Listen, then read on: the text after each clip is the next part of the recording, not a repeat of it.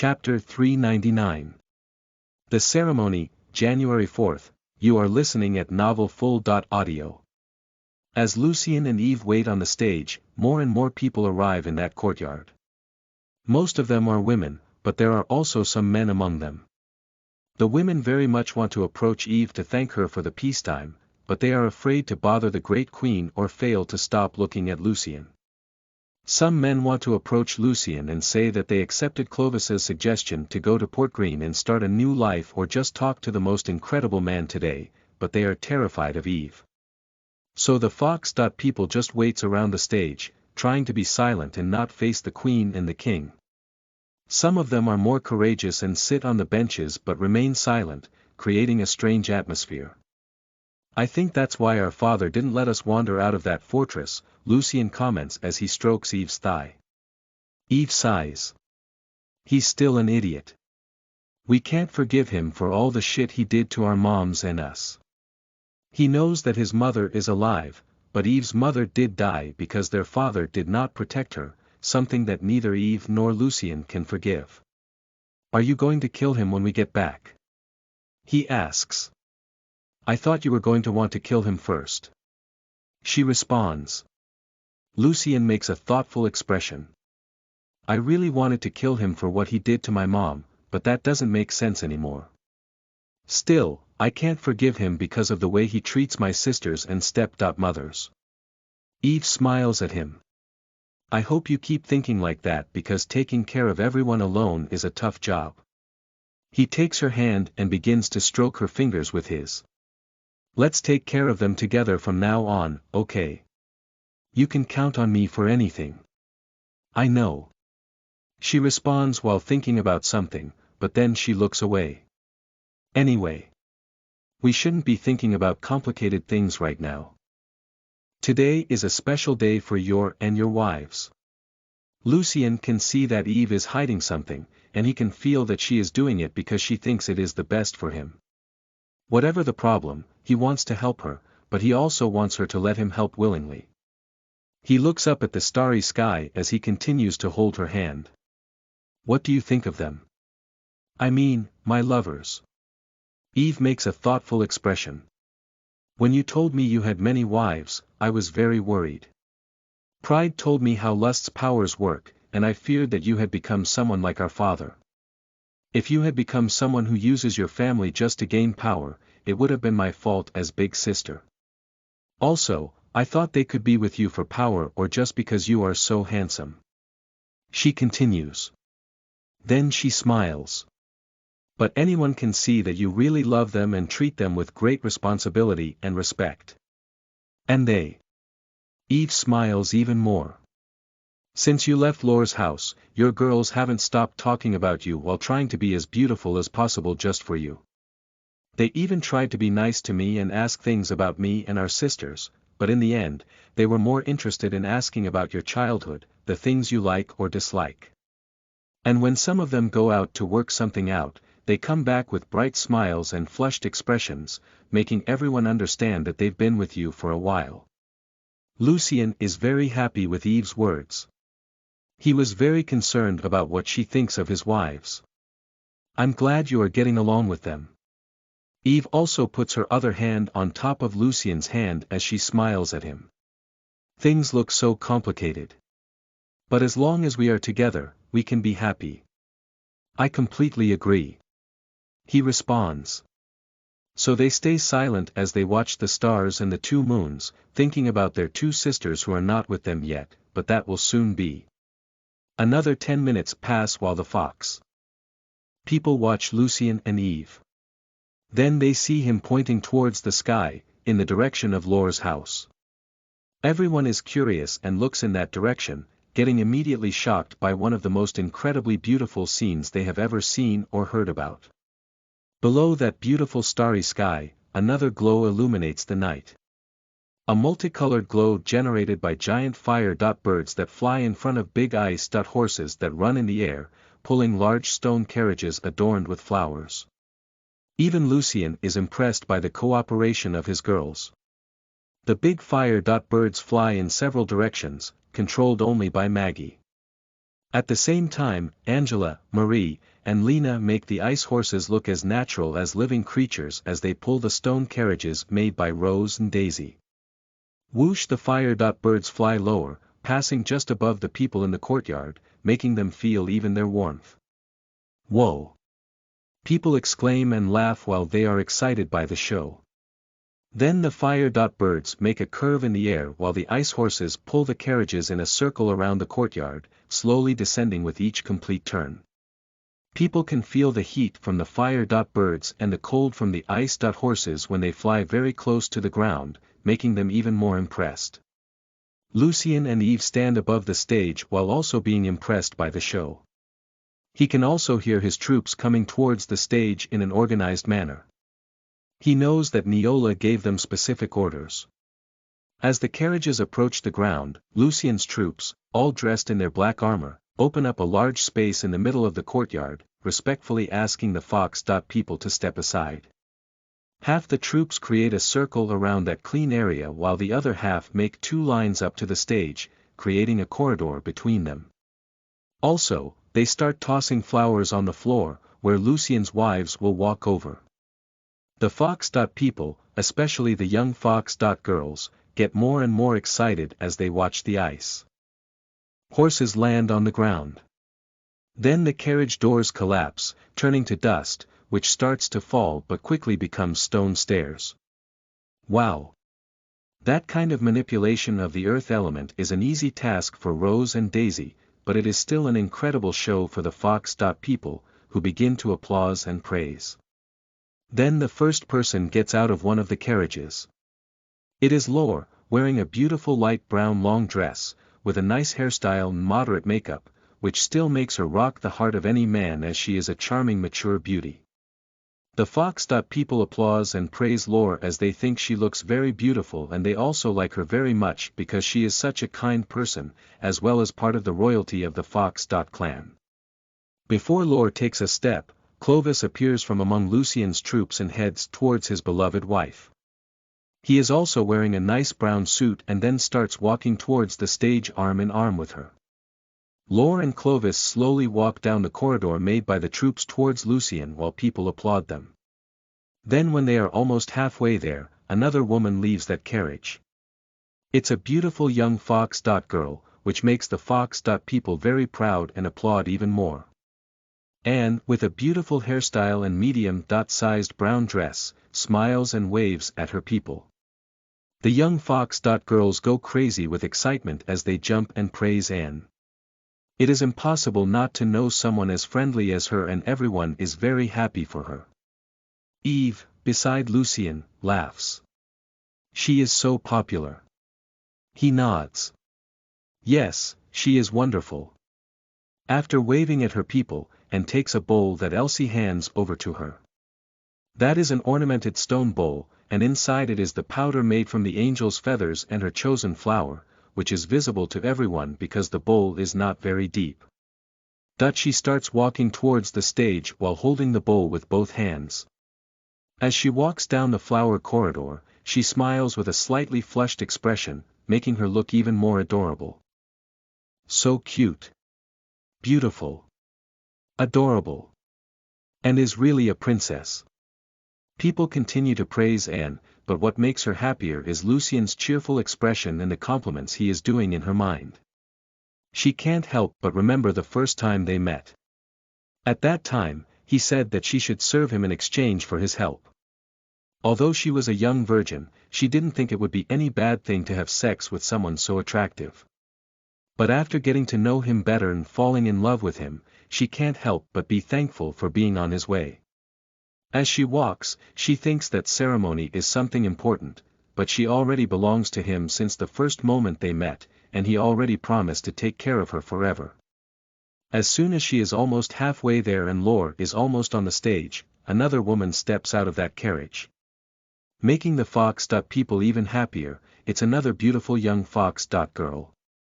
Elsie swings her brown hair while she smiles at her people too. With a cheerful and confident expression, Elsie is not extremely friendly like Anne. Still, she is also very loved by her people, who thought she would be their leader in the future, yet now they are also happy that she is marrying the man who she loves, which as a bonus is the most handsome man in the world. Already holding her flower bowl, Elsie starts walking towards Lucien while also thinking about how she met him. The fact that they met a short time ago does not change the fact that she really loves him and does not regret their relationship has evolved so fast. The first princess is so amazing. Too beautiful. So charming and confident. People also praise and applaud Elsie, even calling her the first princess, a title they don't use much as Louise and Elsie act like gentle leaders and not nobility. A girl who knows what she wants, Eve comments as she smiles. Lucien nods as he smiles at Elsie. I knew I couldn't separate her from Anne as soon as I saw her. They deserve to be happy together. And it's a bonus that she's as cute as Anne. What about her mother? Louise is my second most loyal servant, so she won't be happy about Galena coming with us, and she won't. Eve comments, making lust materialize her body and wink at her. Why don't you invite her to come with us? He asks. She smiles. You know, we will need a great portal to take all the troops into our world. It would help if you could take her in your purple world. We can talk about it later. He responds before greeting Clovis and Laure on the stage. They position themselves in the corner as they watch the girls walking towards Lucien. As soon as Elsie is almost halfway and Anne is arriving on the stage, the fire birds fly towards the ground, and as soon as they are 100 meters above the courtyard, they transform into a giant fire tigress, which opens her mouth to roar. Everyone is silent, waiting to hear the roar of that fire tigress, but that is just Maggie's magic and disappears without making a sound. Then they look at the carriage again, very curious as to who will be the next woman to get out of it. However, surprising everyone, it's not a woman, but a little girl, a beautiful and cute tiger girl. Holding a smaller bowl with her chosen flower, in demi-human form, wearing a lovely white dress and with a very cute hairstyle, smiles at everyone, imitating Anne and Elsie. Meow. She let out a cute moan due to being very excited about the ceremony. So cute. Everyone cries out while some women even feel like they're going to pass out due to Ko's incredible cuteness. She is my new little sister. Eve comments as she feels very much like running and hugging Ko, just as everyone else wants, of course. Hashtag hashtag hashtag hashtag hashtag hashtag hashtag hashtag hashtag hashtag hashtag hashtag hashtag hashtag hashtag hashtag hashtag hashtag. If you want to support me and read more than 150 chapters ahead, visit my Patreon. Patreon.com/LamentHief. You can also donate to my Ko-fi. Fi.com/LamentHief. Any donation helps me a lot and allows me to continue writing. Chapter 400. The Ceremony, February 4th, you are listening at novelfull.audio. The fox. People is fascinated by the cuteness of little Ko. She is the most beautiful child they have ever seen, and she also has very peculiar characteristics that resemble those of a moon tiger. Everyone knows Anne and Elsie, but they are confused about who little Ko is. They start to wonder if she was promised to Lucien at a very young age or is a bridesmaid. And, of course, they continue to applaud and praise Ko, who continues to wave to everyone. Although she is still very young, she understands that they are praising her, making her feel as important as Lucien's wives. Then Oya also gets out of the carriage, again surprising everyone and making them sure that they are mother and daughter. However, now they are in doubt that she is Lucien's daughter. Oya is also wearing a beautiful white dress with floral details. Her long white hair is neatly combed and falling to her low back while she wears a flower tiara, just like Ko.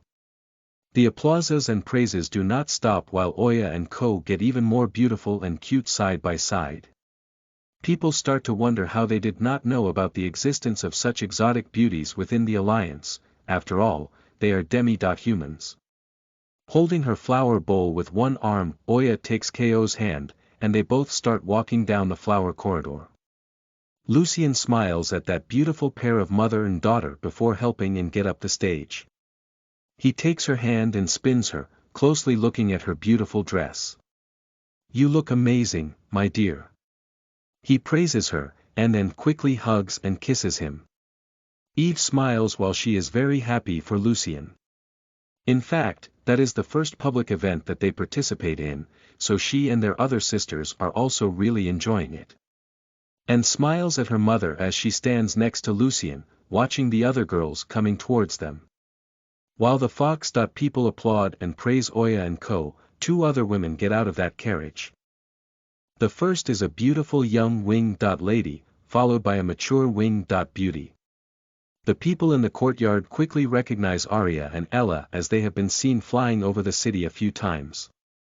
Harpies are extremely rare creatures and much appreciated by everyone in the Alliance, so Arya and Ella are stars among all demi-humans. The charming harpy mother-daughter pair smiles at the people around them and bows to thank the many compliments they are receiving. Less than a year ago, their lives were very simple. Arya just wanted to take care of her daughter, and help Cassidy.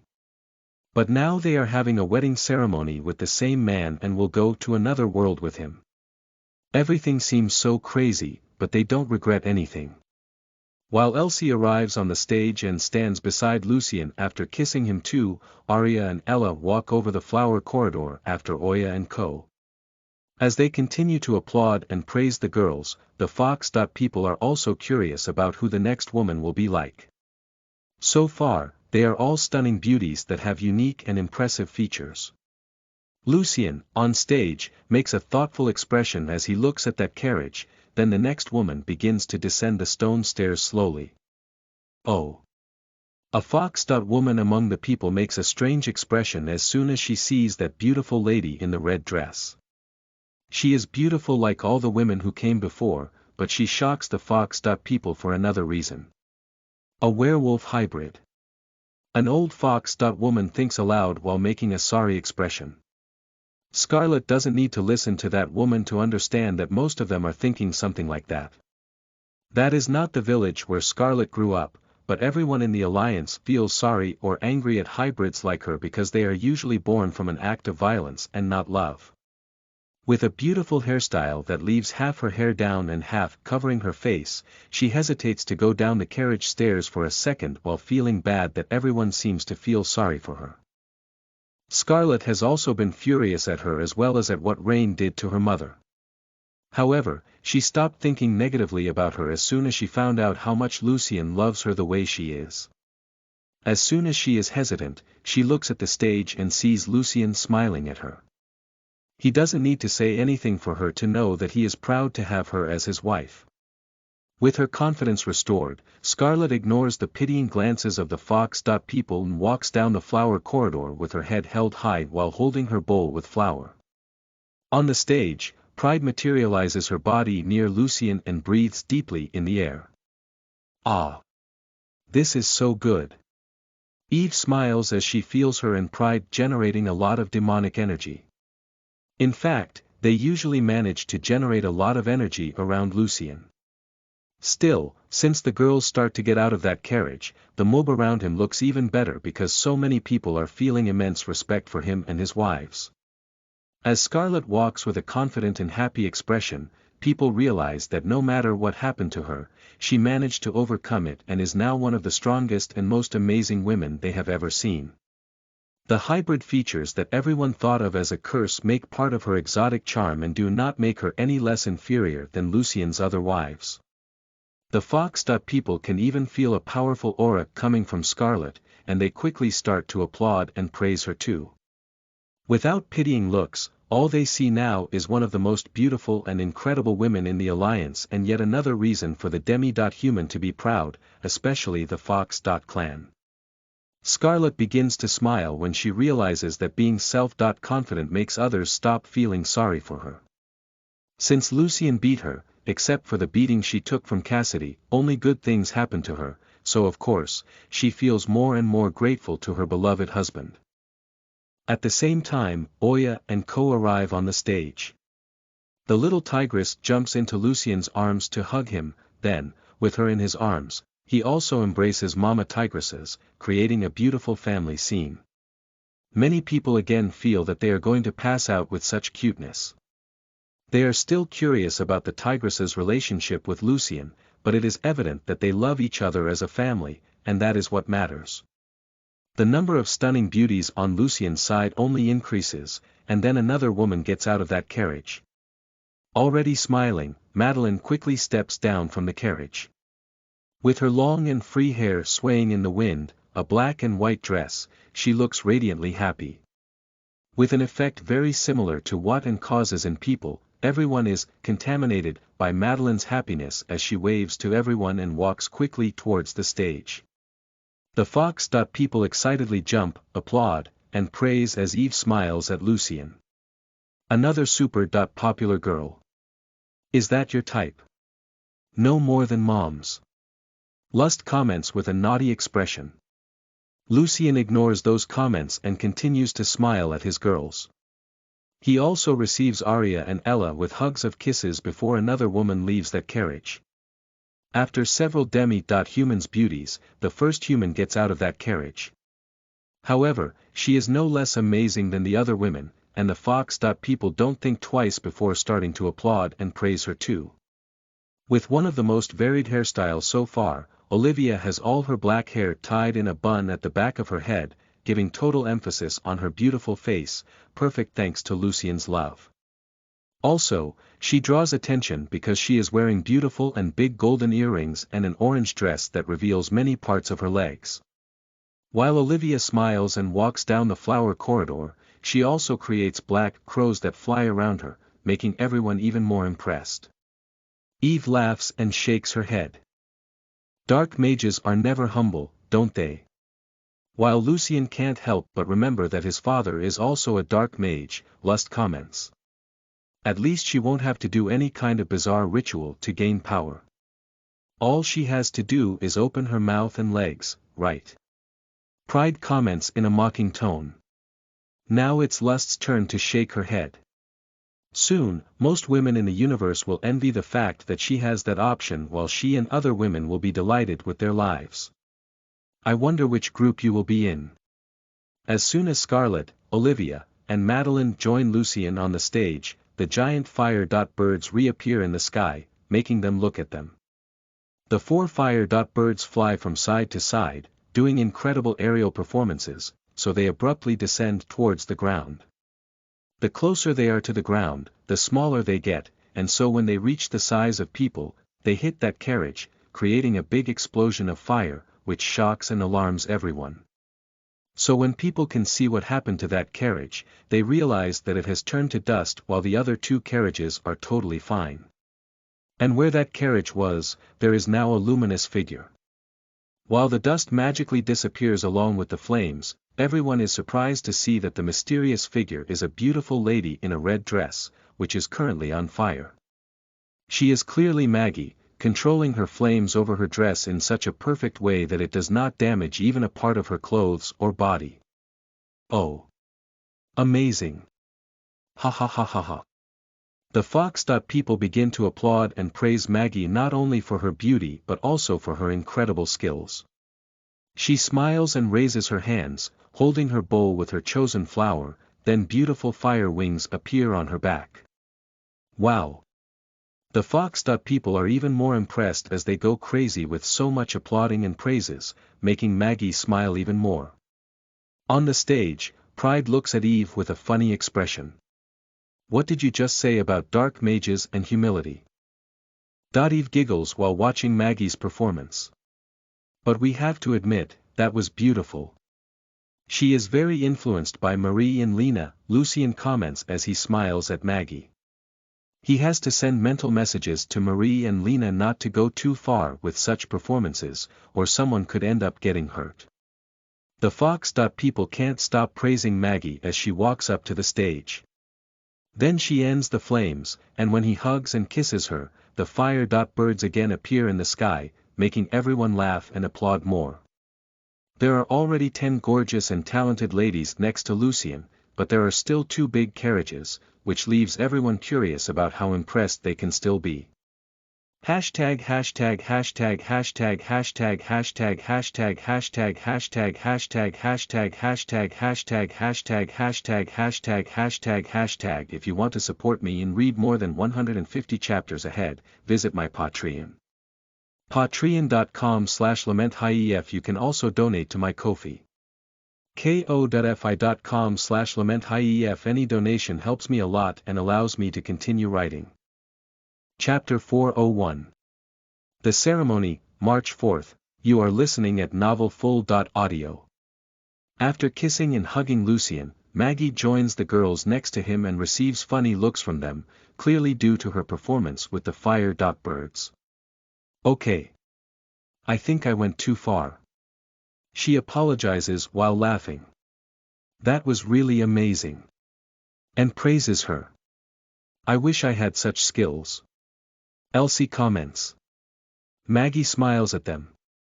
You have cute ears and tail, which is a much better advantage than fire. Magic. The beautiful fox. Girls giggles while also agreeing with those words. They still don't know the power that their tails give them, but Lucien loves so much those parts of them. While everyone looks at the two remaining big carriages, the door of one turns into dust, which also becomes stone stairs. Like Lore, the first woman to leave that carriage is also well known to everyone. The former elven queen who is now the right hand of the great queen. Wearing a beautiful emerald dress that she always has in her storage treasure, Galena has her long emerald green hair styled in a braided ponytail and adorned with various jewelry. Her proud posture added to her amazing look makes her have a noble aura that makes anyone have no doubt that she is an incredible woman. But well, everyone in the Alliance already knew the legend of Galena as a good elven queen, and now everyone also knows how she is Eve's most loyal servant. Everyone also knows about her daughter has returned to the Alliance as Lucien's wife, as there was no way for such events to be hidden. The rumors about Galena also doing the ceremony are quickly forgotten when the people don't see a bowl in her hands. While everyone applauds and praises her, Galena also waves at them but doesn't start walking ahead. Then another woman gets out of the carriage. It's Galena, also wearing an emerald dress very similar to her mother's and holding the bowl with her chosen flower. In fact, Galena has always kept that dress in her storage treasure as a souvenir, and now both of them can wear those matching dresses like a queen and princess. The fox. People start to applaud and praise even more while everyone agrees that they are much more beautiful together. On the stage, Eve smiles at the girls as she comments. They are so similar. Lucien also smiles as he looks at Galena's beautiful emerald hair, free and unadorned as she likes. But they are also very different in some points. Amid so much applause and praise, Galena extends her hand to her daughter. Galena smiles and holds her mother's hand as they walk over the flower corridor. Then 4 human women come out of the carriage in a row. They are stunning beauties with very different characteristics. With beautiful dresses, impressive hairstyles, and bright smiles, Neola, Kylie, Lorelai, and Rebecca wave to the fox. People as they walk down the flower corridor. The fox. People continue to applaud and praise the girls even though they are human. Lucien's troops watch them with expectant expressions, as Noela, Kylie, and Lorelai were also his soldiers before they became his wives. As they walk together through the flower corridor, the elven mother and daughter pair arrive on stage. Lucien hugs and kisses Galena, just as he did with his other wives. Galena nods at him and starts walking towards Lore and Clovis, but Lucien quickly holds her arm and pulls her in his arms before kissing her.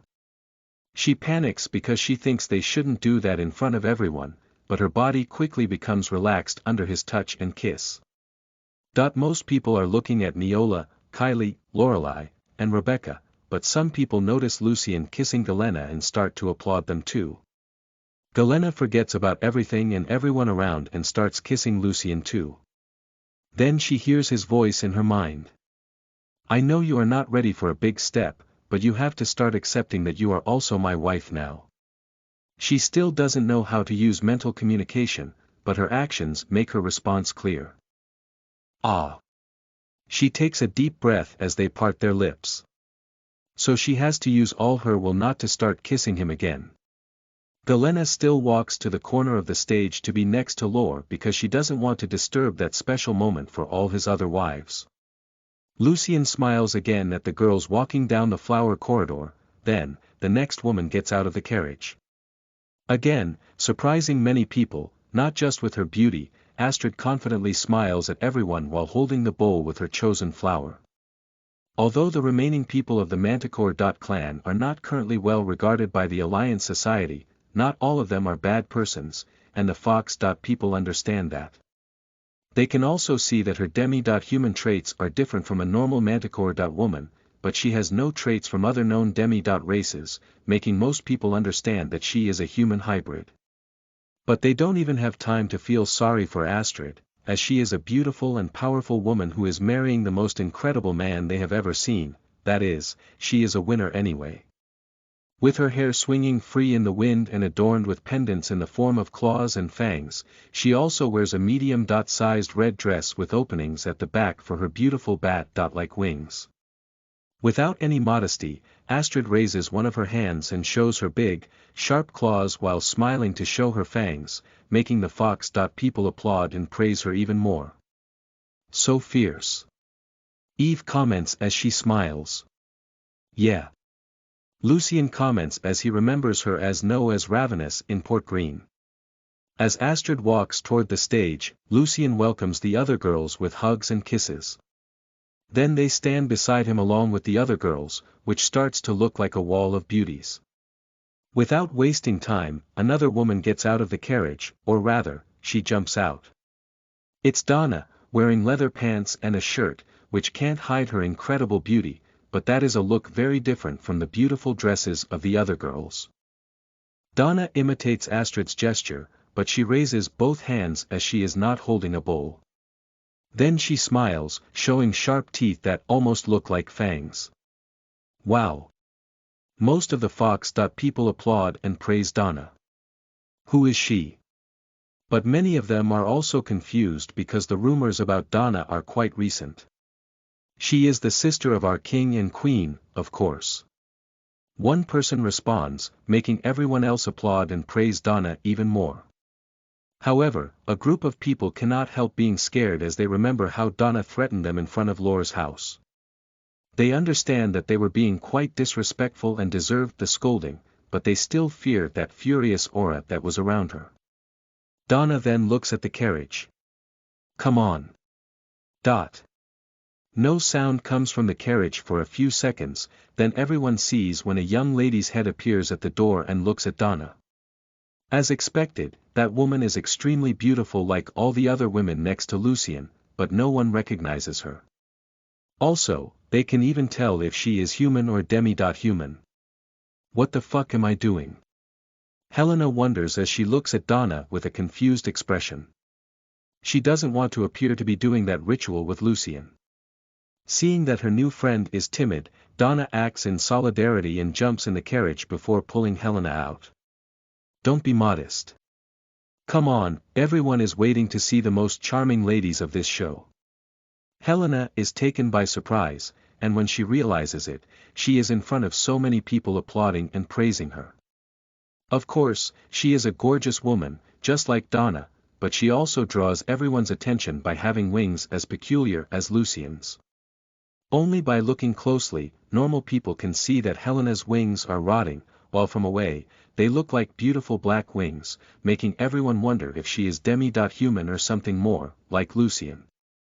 Well, they call him a devil because they don't know what he really is. Helena is wearing a small black and white dress just like the one she was wearing before, but Lucien can see dirt in the black bands around her legs, and he understands that she hasn't changed that. Those black bands are special to her. Lucien thinks as he is curious about that. Still not wearing shoes, Helena has her hair messy and free, just like Donna. It is obvious that they are not really concerned with their looks like the other girls, but their beauties dispense any ornaments. Smile, my friend, today is a good day, Donna comments as she raises one of Helena's hands and smiles at the Fox. People. Helena laughs at Donna's crazy personality, but she still looks very embarrassed, and even her wings seem to want to hide. On the stage, Eve makes a thoughtful look. Is that expression genuine? Sincerely, I'm not sure, Lucien comments while he still doesn't know what to think of Helena. Pride materializes her body again while looking at Helena. She's really embarrassed, but that doesn't mean she's timid. She probably lived a long time in hiding from everyone, so she doesn't know how to interact with people anymore. Donna walks over the flower corridor holding hands with Helena. It's amazing how Wrath was right about punching each other in the face, helping develop their relationship to the point that they look like sisters. While most people are still impressed by Helena's dark wings, everyone is also curious about the next ladies to walk over the flower corridor. Then another young lady gets out of the carriage. She doesn't look very tall, and her long blonde hair even touches her knees. She draws everyone's attention for having very pale skin that even seems to glow, while her beautiful gray-yellow eyes shine like two suns. Rose smiles only at Lucien while standing in the front of the carriage, making everyone think she is a pompous noble, but they still applaud and praise her for her wonderful beauty. A lovely blood. Eve comments. She has nothing against Rose, but knowing that she drinks Lucien's blood puts Eve's overprotective personality on the alert. A great match for a demon, Lucien responds while lovingly smiling at Rose. Rose just stands there, smiling at Lucien while holding her bowl. Then another woman gets out of the carriage. Surprising everyone with a really exotic look, Daisy draws attention because of her beautiful white hair and red eyes. Also, it is possible to see that she has facial features very similar to Rose's, thus leaving everyone confused because they have other characteristics so different. Daisy slowly descends the stone stairs as the carriage behind her begins to turn to dust, which flies and disappears into the sky. The Fox. People are impressed by that scene as they applaud and praise Daisy and Rose. They continue to be shocked at how different and peculiar Lucien's brides are. Lucien smiles at Daisy and Rose as they walk over the flower corridor, only Rose carries a bowl, of course. And everyone is still curious about the women in the third carriage. Hashtag hashtag hashtag hashtag hashtag hashtag hashtag hashtag hashtag hashtag hashtag hashtag hashtag hashtag hashtag hashtag hashtag hashtag. If you want to support me and read more than 150 chapters ahead, visit my Patreon. Patreon.com/LamentHief. You can also donate to my Ko-fi. ko.fi.com/LamentHief. Any donation helps me a lot and allows me to continue writing. Chapter 402. The Ceremony, April 4th. You are listening at novelfull.audio. Astrid, Donna, and Helena arrive on the stage. Lucien kisses his wife before hugging his sister, and she gives him a quick kiss on the cheek, making Eve laugh very loudly at her sister's embarrassed expression. The shy fallen angel looks at Lucien with a fake hostile expression before going to the corner of the stage with Donna on Eve's left side. Next, Daisy and Rose arrive on the stage. The mature vampire passes her daughter's hand to Lucien as she looks at him with an expectant and confident expression. Do I need to say anything? Daisy smiles at Lucien. He smiles back at her. Let me see. Protect her with my life, and if she ever gets sad, you will beat the shit out of me, right? Exactly. She nods. Fair. He responds and takes Rose's hand. His fingers end up touching Daisy's hand for a second, which has no meaning for him, but a wave of pleasant energy running through her body. That is his demonic energy wanting to go into her body, naturally. While Lucien kisses Rose, Daisy goes to the corner of the stage to be with Galena and Lore. She can't help but think about that wave of energy. So powerful. And so good. Then Lucien looks at the third carriage. He can hear Marie and Lena arguing about who gets out first, which makes him laugh alone. As soon as Daisy regains focus, she moves her hands in the air, and the door of that carriage turns into dust, which next becomes stone stairs, too. Then everyone sees two young ladies in blue trying to leave at the same time. Of course, they can't, then delicate hands appear over their shoulders and pull them back. Oh. Everyone is curious about what's going on. Eve giggles. They are really close sisters. Lucien sighs. He is already used to the rivalry between them and does not try to change them because he loves them the way they are. Also, that rivalry only makes them try their best and not cause any harm to anyone. As soon as Marie and Lena are not pulled back, Angela appears and starts walking down the stone stairs. Of course, everyone starts to applaud and praise her because her look is really amazing. Her beautiful blue hair is tied in a full bun atop the back of her head and decorated with several shiny white ornaments. Her long blue dress is also decorated with shiny white ornaments, making her look like a blue star. So beautiful. So noble. She really does look like a queen. Majestic. The Fox. People praises Angela a lot as they feel a royal aura that emanates from her. If they could describe her in one word, it would be kind, and she would be known as the gentle queen. Angela smiles at people, but she continues walking over the flower corridor with her head held high. She knows the difficulties she has been through to get there and is only grateful to Lucien for her life being so good now. As she continues walking towards him, the second woman gets out of the carriage. It's Lena, and she fixes her dress, which is a little messy. Still, she receives applause and praise from everyone in the courtyard as she looks as beautiful as Angela. Lena has her hair free, and it is also decorated with ornaments similar to those of her mother.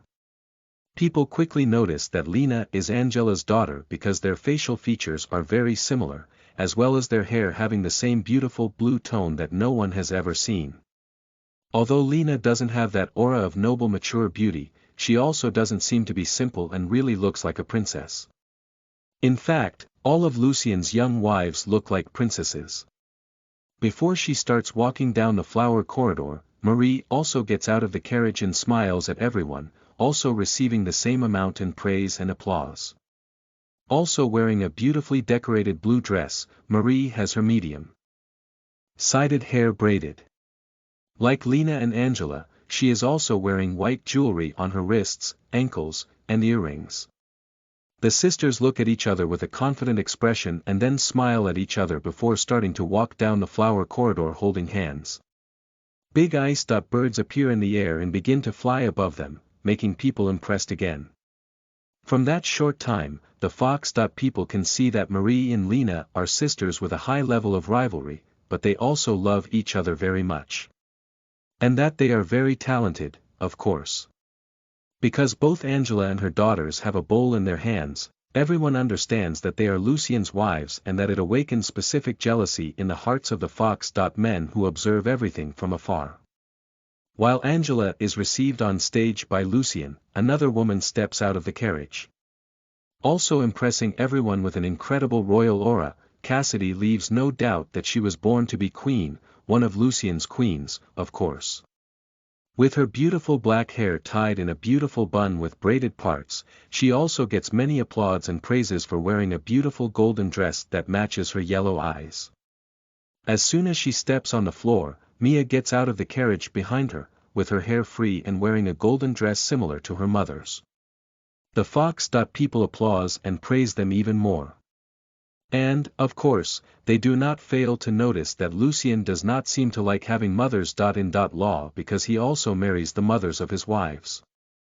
On the stage, Eve makes a thoughtful expression. She hadn't thought of that before, but it is clear that Lucien likes mature women. She looks at him with a curious expression. Lucy. Have you ever been attracted to your stepmothers? What? Lucien is taken aback by that question. He has seen his sister's mothers before, but there have been few occasions on the rare visits that Michael allowed. At that time, he was too depressed to think about such things, but now he regrets not having a clear picture of them in his mind. The other girls on stage hear that question, and while Lucien's wives laugh, Donna makes a worried expression as she thinks. Does he think my mom is hotter than me? Just answer the question, Eve speaks as she looks him in the eye. He shakes his head as he answers honestly. I never thought of them that way. Also, I don't quite remember what they look like. I see. Eve comments while wondering what it would be like if Lucien stole their father's wives. Ha ha ha. Then she starts to laugh alone while thinking about that. That would be a perfect punishment for that jerk. While Lucien kiss Angela, Lena, and Marie on the stage, and Cassidy and Mia walk down the flower corridor, another woman gets out of the carriage, or rather, a young little girl. So young. She is already a beauty in such age. Just adorable. Everyone applauds and praises Kara as she shyly runs towards the stage while holding her bowl. With her hair tied in an adorable ponytail, she wears a white dress with a cute black flounce, very similar to the maid uniform she loves so much. She giggles while feeling very good about receiving as much praise as Lucien's other wives. However, she is still very embarrassed and wants to get into his arms quickly. Then another woman gets out of the carriage. Shocking everyone for wearing a dress but shiny armor, Jenna swings her long pink hair in the air while everyone applauds and praises her. A night. A beautiful night. So cool. Her hair is amazing. While the Fox. People praise Jean, Eve makes a thoughtful expression. She realized that their hair color is very similar when they first met, but she thought it was just a coincidence. However, now, while watching Jean, Eve realizes that their bodies are also similar. She looks at Lucien while wondering if he has approached Jean because she looks like her. Lucien welcomes Cassidy, Mia, and Kara on stage. The beautiful pair of mother and daughter kiss Lucien's cheeks at the same time while the timid little girl hides in his embrace. Then another woman gets out of the carriage. It's Dawn, wearing a beautiful pink dress with flower designs, while her hair is tied in a long ponytail. She puts a lock of free hair behind her ear, drawing everyone's attention to her beautiful shiny earrings. She is wearing little makeup, which highlights her natural beauty. With a modest yet radiantly happy posture, Dawn starts walking over the flower corridor while avoiding eye contact with the Fox. People as she still feels ashamed and guilty for all the bad things that her army has done to the demi-humans in the past. Although Lucien's troops have talked a lot about him to everyone, they have said nothing about his wives, and only Lore and Clovis know that she is the feared marshal of the Light Empire. Lucien has no intention of hiding anything about that, but they have no reason to publicly declare the mistakes of her past either, or rather, the mistakes of the damn racists who have nothing to do with the fair and honorable person that Dawn has always been. So, people just know that Dawn is one of Lucien's beautiful and amazing wives. And they continue to applaud and praise her while they are also curious about her background. Gina and Dawn arrive on the stage, and Lucien receives them with affectionate hugs and kisses. And everyone wonders if there is anyone else in the big carriage. With most of his wives beside him, Lucien looks at the carriage with an expectant expression. Then a woman starts walking down the stone stairs slowly. As one of the most popular women in the Alliance today, everyone recognizes Amelia as Eve and Lucien's sister. Wait. Why is she holding two bowls? Some people ask, while most of them don't understand that. Is she helping other girls? Another person asks as they get more and more curious. With her beautiful medium-sized hair totally free, Amelia is wearing a short black and white dress. She doesn't use any makeup and yet is one of the most beautiful women there. Her perfect facial features are very similar to those of Lucien and Eve, leaving no doubt that she is their sister. Holding her bowl with one hand, she extends the other bowl to the side, and Envy materializes her body to pick it, surprising everyone.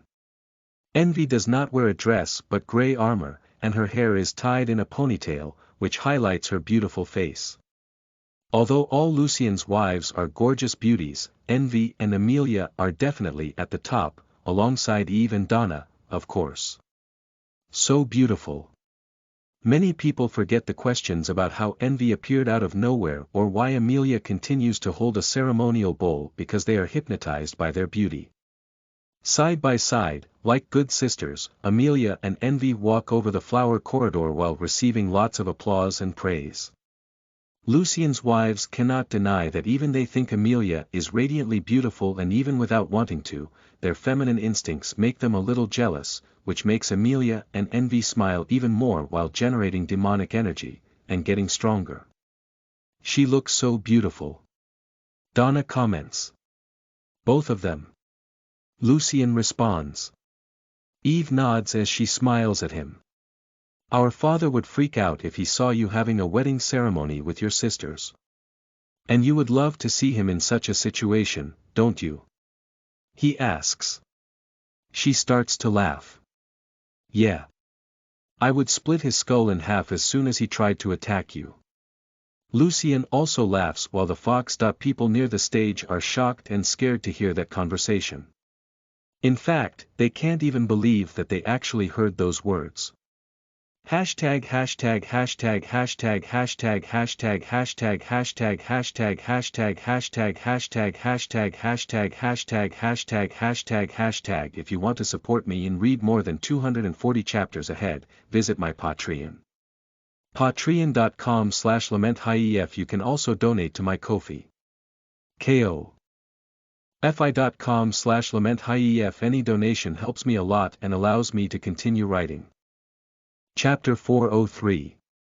Not a competition. You are listening at NovelFull.audio. Approximately 11 years ago. Because that day is Sophia's 10th birthday, Michael allowed her mother to visit her. Together with Eve and her siblings, they made a modest family lunch, without Michael, needless to say. Sophia smiled all the time. Then, after lunch, Eve approached her with a beautifully adorned box in her hands. Happy birthday, little sister.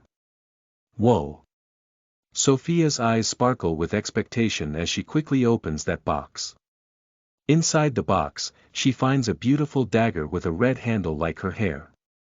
Lucien and all his sisters are trained with all types of weapons, but Sophia focuses on healing skills, and so she is not really good with weapons besides not having much physical strength. However, a dagger is a perfect weapon for her because it is small, light, and not very complex to use. Thank you, big sis. Sophia hugs Eve while she is really happy for the red dagger. Eve smiles at her. That is a gift from all of your siblings. We had to work as a team to get it without our father noticing. Sophia quickly thanks all her siblings, then smiles at Lucien. He also smiles back at her, but timidly and hesitantly. Then her mother, a beautiful mature woman with long red hair, takes out a big box of her storage necklace. Sophia's eyes again sparkle with expectation as she keeps the red dagger in the scabbard that Eve also gave her. Quickly opening that box, Sophia finds a shiny red silk dress. That shade of red is so beautiful, and that fabric is soft. Its color perfectly matches the color of her and her mother's hair, which is also the same color as Lucien's hair. So beautiful. Sophia comments as she takes the dress out of the box to see it close. She is surprised to find that the dress is too long. She starts to walk backward while pulling the dress, but it looks infinite, only coming out of the box completely after she has walked 3 meters back. Not only being very long, that dress is also not for children of 10 years, but for an adult woman. Then Sophia looks at her mother with a curious expression. Her mother lovingly smiles at her. My mom gave me this dress for me to wear on the day of my wedding ceremony. Then her expression turns to sad. But I didn't do that. Michael never deserved my love, and I kept this dress for you, my dear. The mature woman's eyes blink and move towards Lucien for less than a second before she continues talking to Sophia. I would like you to wear this dress on the day you marry the man you love. This is a beautiful dress that my mother made for a happy occasion and not to be kept by me for no reason. Sophia looks into her mother's eyes as she embraces the long red dress. I'm going to wear this dress on my wedding day, and I'm going to be the most beautiful bride ever thanks to it. I'm sure of that, my dear. Her mother responds as she smiles at her. Sophia and her sister spend the next hour enjoying every detail of that dress until Lucien shyly approaches her. Sophia. I just have a GI Lucien hesitates while making a timid expression. While Eve laughs at his expression, Donna kicks his ass. Go ahead, and do it. Under the gentle encouragement of his sisters, Lucien extends his hand to Sophia. She sees in his hand a small wooden pendant in the shape of a flower and adorned with a small red band. It's just something I made for you, not a big deal, Lucien comments while still hesitating. After all, that wooden pendant is a gift that cannot be compared to the beautiful dagger and that majestic dress she just got. However, the sparkle in Sophia's eyes is even brighter as she looks at the pendant with a shocked expression. Did you, really do this only for me? Lucien quickly nods. Yeah. I wanted it to be a red rose, but I didn't find a way to paint it. As he looks away, not to see her supposedly disappointed expression, he feels her delicate hand touching the pendant, also touching his hand. Sophia doesn't take the pendant but instead holds Lucien's hand tightly, keeping the pendant between their hands, so she quickly hugs him so tightly. Thank you. Sophia exclaims as tears of happiness fall from her eyes. Lucien has been more and more depressed and distant from her, so she is so happy that he still likes her to the point of making a gift for her. Did you really like it? Lucien asks while he is confused but enjoying that warm hug anyway. Sophia kisses his cheek while her cheeks flush. Of course that I loved it, it's the best gift. While she continues to hug him, preventing him from running away, their sisters and her mother laugh. They understand that their gifts, although very good, are inferior to that wooden pendant because they were made by others, while Lucien's gift was made by himself, especially for Sophia. After hugging Lucien for 10 minutes, Sophia takes a line of her storage ring and joins it with the pendant, creating a necklace. Then she gives it to him as she smiles and turns her back to him. Can you help me put it on? Sure. Lucien wraps the necklace around her neck and ties the ends of the line together. Sophia strokes the pendant on her chest while smiling and thinking aloud. I'm going to wear this, as well as the dress and dagger on the day of my wedding, with Y. Now. While Amelia and Envy walk over the flower corridor, receiving more applause than the other girls, even though they are not demi-humans, Lucien looks at the third carriage with a thoughtful expression. Then he sees Sophia slowly descending the stone stairs. He notices that she is wearing a red clog and quickly notices her beautiful red dress as well. The beautiful shiny fabric of her dress is unique, and Lucien quickly remembers that he saw her receive that dress from her mother. Storage treasures are very useful tools, but even to transport them to another world, more energy is needed in the portals, so he can't help but be shocked that she has brought that dress. Eve smiles while also recognizing that dress. Sloth must have used a lot more demonic energy to bring that dress. That was worth it, Lucien responds. In addition to the beautiful red dress, Sophia has her red dagger tied around her waist by the same red band that Lucien used to decorate the pendant, which obviously is on her neck with the same line of that day. Wearing almost no makeup, Sophia's face is still naturally pinkish, which highlights her natural beauty. Her beautiful red hair is braided and decorated with ornaments that Lore has prepared for her. Most Fox. People are still focused on Amelia and Envy, but those who see Sophia can't stop gazing at her. As beautiful as Amelia, Eve, and Donna, Sophia does not have a naturally arrogant expression but a gentle one. She looks as kind as Angela and adorable as Kara while also being too sexy. Still, Sophia's most charming features are her beautiful red hair and captivating big blue eyes, really very similar to Lucien. People had no doubt that Amelia is Lucien's sister, and now they think Sophia is his twin sister, which makes them very confused as she is not only holding a ceremonial bowl but has two others floating around her. And not unexpectedly, even full of doubts, everyone applauds and praises Sophia while they can't help but think that she is definitely the most beautiful woman today, due to her incredible beauty and that amazing red dress. As Sophia descends from the stone stairs, everyone realizes that her dress is really long. The dress slides across the ground while the carriage begins to turn to dust. Then that dust quickly turns into stone bridesmaids, who begin to hold the back of Sophia's dress as she walks down the flower corridor. On the stage, Lucien smiles at Daisy before receiving Amelia and Envy with kisses and hugs. The moment he kisses Amelia on the lips, everyone understands that she is really his wife, as well as his sister. Incest is not a common thing, but it is also not a crime, especially in superior worlds where people live for thousands of years.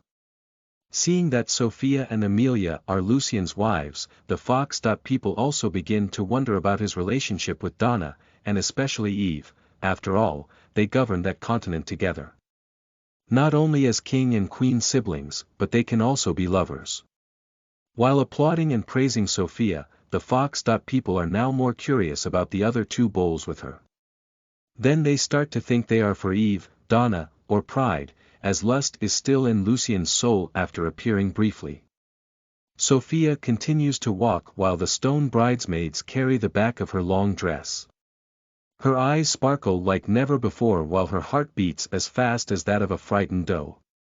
Flashes of when she received that dress and Lucien's pendant continues to come to her mind as she remembers that she was certain she could only wear that dress for him.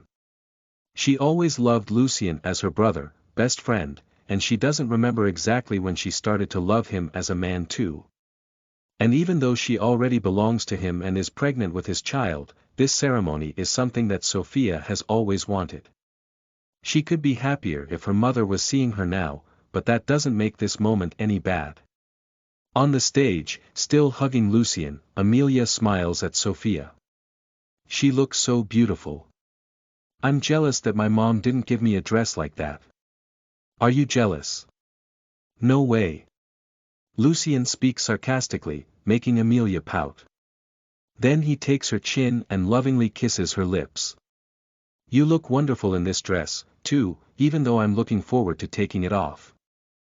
Amelia blushes as she smiles sheepishly. It was a gift from Lore, so you can't tear it up.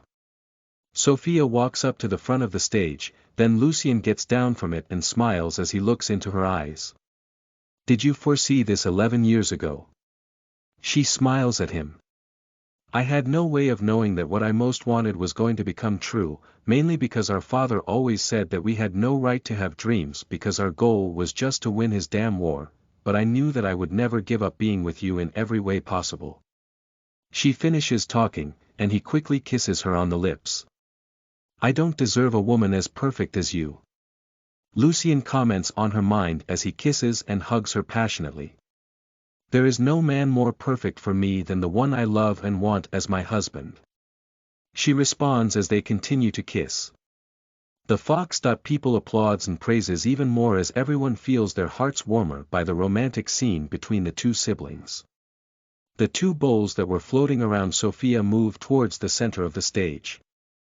Then Lust and Sloth materialize their bodies and take the bowls, shocking everyone. Sloth is wearing a beautiful green dress, and Lust is wearing sexy armor that matches Lucien's suit. Both beautiful sins leave everyone confused about who is the most beautiful woman of the night, a question that cannot really be answered because they are all extremely beautiful in different ways.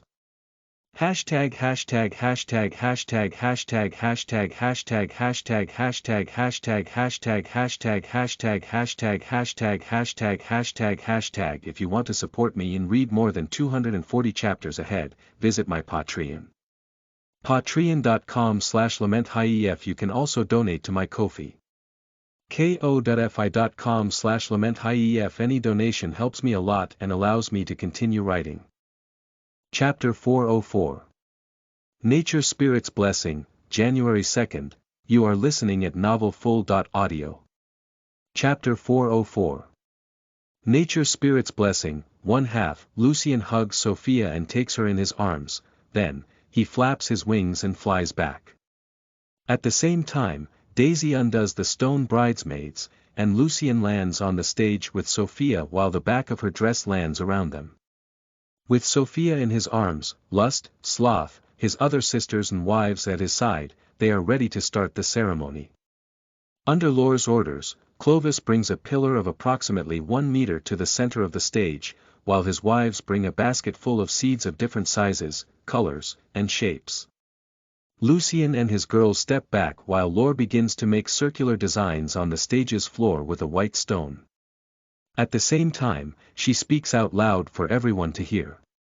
Today, we are making an offering to the nature spirit to get her blessings to Lucien and his wives. She continues to make several drawings on the floor, which arouses the curiosity of some people in Lucien's group, mainly him and the Sins. Although Lucien is not one of our people, as are many of his wives, they respect our traditions and are willing to accept the blessings of nature itself. Lore continues. She smiles. And, of course, he is our new king and protector alongside our beloved Queen Eve, as well as being my dear son. Law. Everyone smiles because of Lore's words. Everyone there is very respectful of Eve, Lucien, Lore, as well as everyone around them. So they are very happy that they respect the traditions of the demi-humans. No one can deny that they are undergoing major changes in the alliance system, but everything seems to be following an excellent path. This should not happen, Lore comments as that branch continues to grow. Hashtag hashtag hashtag hashtag hashtag hashtag hashtag hashtag hashtag hashtag hashtag hashtag hashtag hashtag hashtag hashtag hashtag hashtag. If you want to support me and read more than 240 chapters ahead, visit my Patreon. Patreon.com/lamenthif. You can also donate to my Ko-fi. ko.fi.com/lamenthif. Any donation helps me a lot and allows me to continue writing. Chapter 405. Nature Spirit's Blessing, February 2nd, you are listening at novelfull.audio. Chapter 405. Nature Spirit's Blessing, 2 halves, 400s of years, many alliance clans, especially the Fox. Clan, perform the same offering ritual to Nature Spirit at wedding ceremonies. The clan's leaders make the ritual symbols and mix 2 seeds, generating a tree blessed by Nature Spirit. The ceremony of Lucien and his girls is undoubtedly being the most impressive of all due to him and Eve being so amazing, as well as his many wives. However, everyone is incredibly shocked as they watch a tree branch lively grow from the tree drawing on the stage floor. Not only are Fox. People very surprised, but Lucien, his girls, and the Sins are also very curious about that. As that branch grows vertically, other smaller branches begin to grow around it. The branches intertwine with each other and form a humanoid figure approximately 1.7 meters high. Then, surprising everyone, even more, those branches really start to form a person. First, those branches become a body with only limbs and feminine curves made of wood, then that wood texture starts to become fair skin, which looks stained. Next, big branches come out of that figure's head, clearly horns that maintain the wood texture. Then other features like eyes, mouth, nose, nails, and hair start to appear, making it explicit that she is really a woman. When the private parts of her begin to change from wood to skin, another layer of wood begins to appear over such parts in the form of armor, with the soft parts being made of leaves. As soon as her pointed ears are complete, everyone can see that the mysterious woman is a peculiar beauty, being nothing less impressive than Lucien's wives, even his sisters, and the Sins. With beautiful yellow eyes, long blonde hair, and a very sexy body, that woman has gentle facial features, similar to Sloth. Apart from the wooden horns, her legs are also quite different on the shin when they become similar to Wrath's legs, that is, she has hooves that resemble those of a goat and not the usual feet. Also, that woman has brown fur in the area of her shin. Lucien quickly materializes his red katana and feels the ghost lady tremble in his scabbard, clearly upset that he didn't choose her to fight. Wrath also materializes a great red mace while Donna and Amelia also prepare their weapons to get ready if the mysterious woman is hostile. However, Sloth looks at her with a curious expression. "Who are you?" The woman looks at Sloth while strangely moving her mouth. Then she quickly looks at Lust and the other Sins before gazing at Lucien. She opens her mouth, and they can see a long wooden tongue turning into a flesh one, then, she moves it a few times while making strange sounds. You, Ahem. It's been a while since I used this form. It seems I forgot how to speak this language. The woman smiles. That woman does not appear to be hostile, but Lucien continues to hold his red katana and asks the same question as Sloth. Who are you? That woman closes her eyes and breathes deeply. At that moment, a pleasant breeze appears from nowhere and shakes all the trees and plants on that courtyard, making the whole environment seem to react to her action. Then she opens her beautiful yellow eyes again and smiles at Lucien. You just asked for my blessing, but don't you know who I am? Due to that woman's words, Lucien can't help thinking that she is the nature spirit, yet that seems very crazy. You are the nature spirit, right? Sloth completes his words as she gazes at the mysterious woman with an amazed expression. The woman also smiles at Sloth. Yes, my friend. And what do you want from us? Pride asks in an arrogant and authoritative tone. The nature spirit looks at Pride with an expression of disapproval, but Lucien agrees that knowing what she wants is the most important thing right now, so he agrees with that straight question. But she ignores Pride and looks at Lucien again. My sister said you were going to ask for my help soon, but it looks like she didn't explain everything to me. As usual. Those words make Lucien and his group even more confused, as well as the Fox. People. He dematerializes the red katana and relaxes his body. I have no idea what you're talking about. The nature spirit points to the bowl with the seed. You asked for my blessing to have a fruitful marriage, didn't you? Lucien nods. Yes. However, it was just a ceremonial ritual of the Fox. People. I didn't expect that you would come here in person to bless me. Ha ha ha. She starts to laugh. I'm not a shitty god who walks around blessing people in exchange for faith. Lucien, lust, envy, and wrath can't help but smile when the nature spirit mocks the gods. But he again makes a curious expression. So. She stops laughing but still continues to smile. Well, I had a difficult fight a long time ago when defending the demi-human races and received help from a small clan of Fox. People. However, that battle devastated their world. She looks at Anne, Else, and Scarlet with an expression of gratitude. So, to reward them, I taught them an enchanting that uses energy from nature itself to combine two normal seeds, creating a super seed that generates a tree that grows faster, stronger, and more fruitful. So, I created many seeds and made a giant tree. From the seeds of that tree, that Fox. People recreated the forests of that world using the enchantment that I taught them. Then she points to the ceremonial bowl. I think since that day, that Fox. People has always made one of these seeds in wedding ceremonies while asking for my blessing. She makes an embarrassed expression while shrugging. I cannot give blessings. But I can create incredible seeds if you want. While Lucien doesn't know what to think of the nature spirit, Sloth seems to be finding everything exciting. The big tree you made. It is the great oak of the Brow Star, right? You are really smart. She nods. Before Sloth asks something else, Lust steps forward while looking thoughtful. You talked about your sister. Who is she? And what does know about Lucien? The nature spirit does not answer Lust but looks at Lucien. I thought she had already contacted you and left you confused as hell. Confused as hell. Lucien thinks as he quickly remembers that mysterious woman who appeared in his dream. You know what I'm talking about, don't you? The nature spirit asks. How did she speak to you?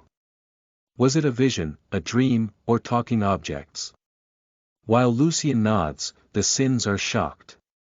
The nature spirit is supposed to be a legendary primordial being that may not even have been real.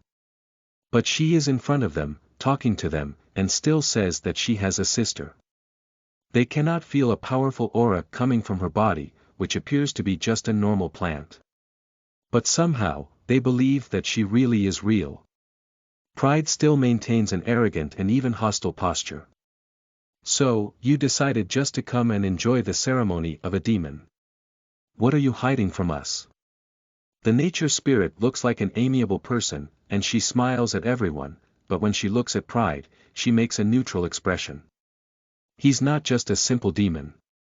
Many of his wives are demi-humans, too. Also, I never received a blessing request from the hosts of the 7 great demons.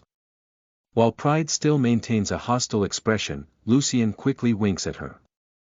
Pride stops questioning the nature spirit, and he smiles at her. Well. As you can't give us blessings, you come here too. She smiles amiably at Lucien as she approaches him and touches his face. Just my presence at your wedding ceremony should be a reason for you to be thankful. Lucien takes the nature spirit's wrist and moves her hand away from his face as he smiles at her. I guess so. She smiles at him before looking at the fox people in front of the stage. Then she raises her hands, and that pleasant breeze shakes both the plants and her hair. My good fox. People, I, the nature spirit, came here to wish all the best to Lucien and his beautiful wives. She talks, and the fox. People go crazy with happiness, applauding and praising more than ever. While the nature spirit smiles at the fox. People, the trees and plants on that courtyard magically begin to grow even more as they become more beautiful and healthy, leaving everyone more impressed. Then she approaches the pillar in the center of the stage and takes the seed created by magic. She looks at it before looking at Lucien. Oh, that would make a nice tree, but I think it can get better. A green light appears around the seed in her hand and quickly disappears, leaving that seed bigger and brighter. Also, Lucien and his group can feel that there is now a powerful life aura coming from that seed. She puts the seed in Lucien's hand. You should plant it in your soul world. Lucien feels his life mana being stimulated by that seed. That energy is so powerful and pleasant. Thank you. This is incredible. The nature spirit smiles at Anne. If he doesn't treat you well, you can use that enchantment to call me, and I'll come and help you beat him up. Anne approaches Lucien and hugs him while looking at nature spirit. I'm sure it won't be necessary, but I appreciate it.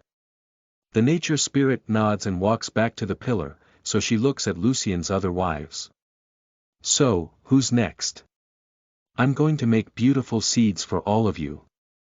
The girls still look hesitant, so Lucien gives that seed to Anne and nods to the girls, making it clear that they can accept her gifts.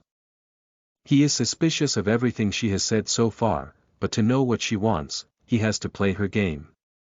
The Sins are also very curious about the nature spirit, but they also understand that if they try to force her to speak her true intentions, she could disappear just as she appeared. That body is clearly not her real body, but something similar to their demonic energy bodies. While Laure cannot believe what she is seeing, Elsie approaches Lucien while she is also impressed by everything that is happening. Is she really the nature spirit? The protector of the demi-humans? She asks Lucien mentally. He quickly responds. Maybe. But I think she wants something from us. Lucien and Elsie walk to the front of the pillar and look at the nature spirit. Then she smiles. The offerings. While Elsie paces her ceremonial bowl on the pillar, the nature spirit takes Anne's bowl and smells the powder inside it. Life energy. A flower made with powerful energy, cursed though. Still, very fragrant, and angel feather. Ha ha ha. I loved it. She holds her hand out to Anne, who quickly takes the bowl, so she smiles. Great offering, little fox. And smiles at the nature spirit and goes back to the other girls. Then she looks at Lucien and Elsie. Your turn. Elsie takes the small stick to start smashing the flower, while Lucien takes the gem and shark tooth from his storage ring. When nature spirit sees that green light, she laughs. Oh, there is that life energy. What an interesting tooth. What creature did you get that from? Sharks. Lucien talks about the sharks around the life crystal mine. I see. The nature spirit smiles as she looks at that tooth up close. You could bring one of these for me when you visit my home. Sure, where is your home? Lucien asks in a relaxed manner, but he is very curious to know more about her. On top of that tree that I talked about. The nature spirit responds in a friendly and honest manner, surprising Lucien and the Sins. Sloth makes a thoughtful expression. So the brown star has a primordial being taking care of them. Daisy also makes that same expression. And the vampires still think they are the leaders. Hashtag hashtag hashtag hashtag hashtag hashtag hashtag hashtag hashtag hashtag hashtag hashtag hashtag hashtag hashtag hashtag hashtag hashtag. If you want to support me and read more than 240 chapters ahead, visit my Patreon. Patreon.com/LamentHief. You can also donate to my Ko-fi. ko.fi.com/LamentHief. Any donation helps me a lot and allows me to continue writing. Chapter 406. Good news with a little bit of mystery. You are listening at novelfull.audio. Is this really happening?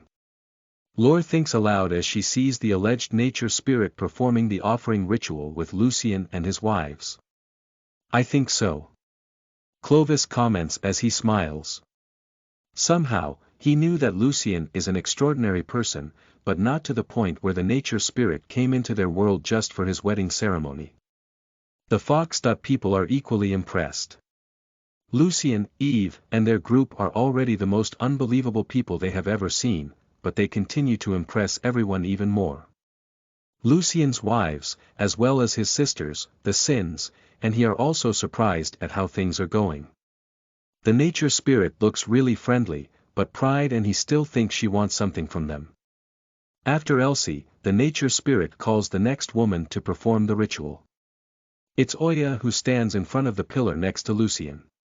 Moon tigers. I respect your race very much. She comments as she looks into Oya's beautiful eyes.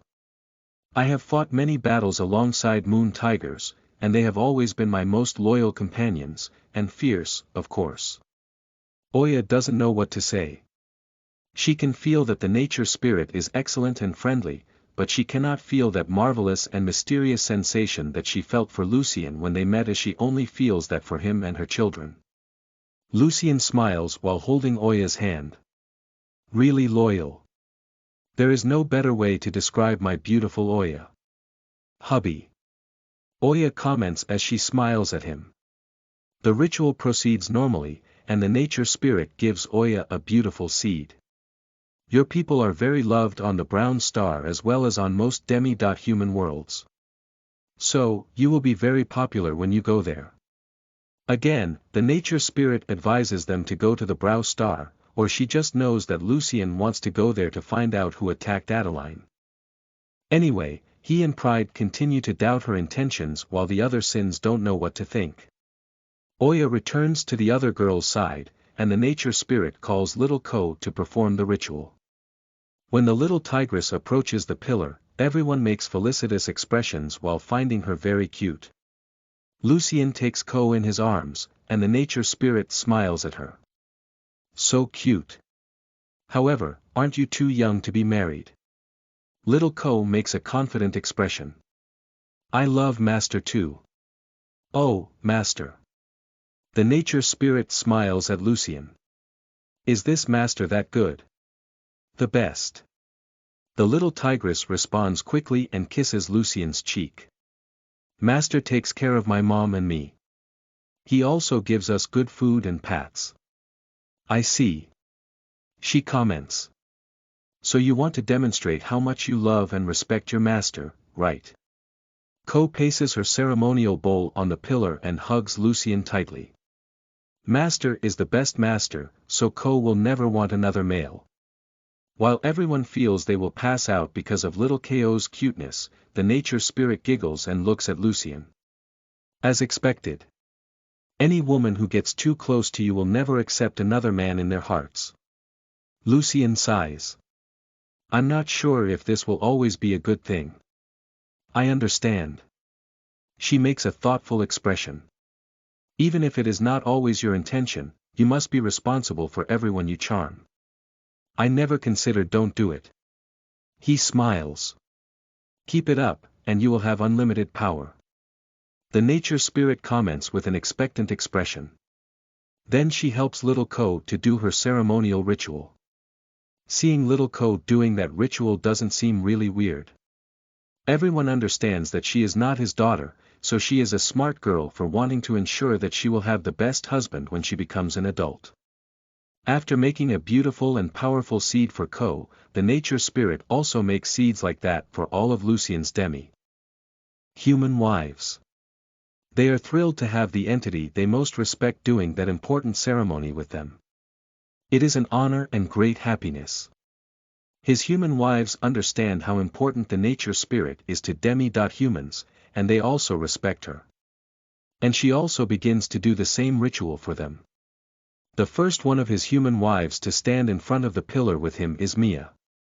She smiles as she holds Lucien's hand and then smashes her chosen flower with the angel's wings powder. Then the nature spirit creates a beautiful seed and gives it to Mia. You may not be a demi-human, but you are also no longer human, just like the child that grows inside you.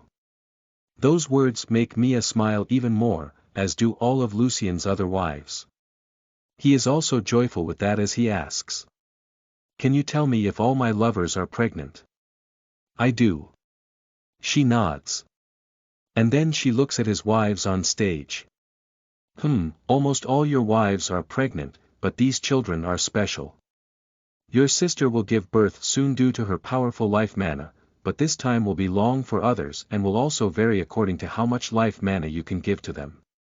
Again, the girls are delighted, but some of them, especially those who joined the group more recently in Dawn, who has not yet had sex with him, make concerned expressions. While holding Mia's hand, Lucien looks at nature spirit with a grateful expression. Thank you so much for that. However, I would like to understand more about it. Can you tell me anything else? She smiles at him. There's not much I can say to you right now. But you already know that it is thanks to your powerful life mana, boosted by the rose, that your wives can become pregnant. Lucien again thanks to the nature spirit and then makes a concerned expression. Is that? I have to boost my troops.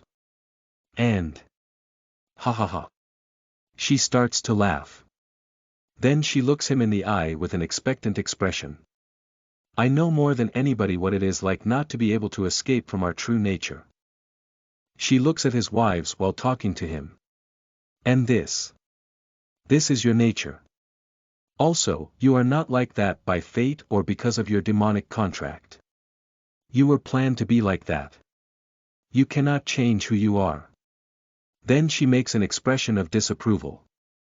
Yet, you can refuse to act the way you want. You can choose which path to take and bear the consequences that we will all share. Those words are very mysterious and confusing, not only for Lucien but also for the Sins.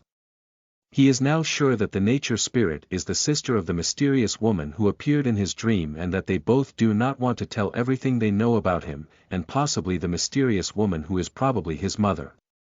While the mood is getting strange and mysterious, the nature spirit smiles and looks at his troops. But don't worry, your troops are not pregnant. Yet. I believe that one day they will also be Doviko. As I said, your wives are pregnant because you give them a lot of demonic energy and life mana every day, while your troops don't get as much of it. So, some of your wives are not yet pregnant, but soon they will be if you have sex many times a day. She explains. Then she points to his tattoo. Also, the soul contract is what allows them to absorb as much of your energy as possible. Without it, it is almost impossible for a woman to become pregnant with your child. Although the nature spirit leaves Lucien and his group with many new questions, she owes him nothing but still explain to him a lot of things that they could hardly discover on their own, at least before Sophia became much more powerful and understood more about life energies. I am really grateful for your help. Lucien slightly bows to the nature spirit while speaking honestly.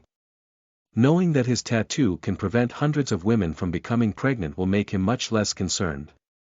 She smiles at him and brings her face close to his. Then she suddenly kisses his lips quickly. He could avoid that, but a part of him was very curious to experience those beautiful lips, which taste like honey and flowers.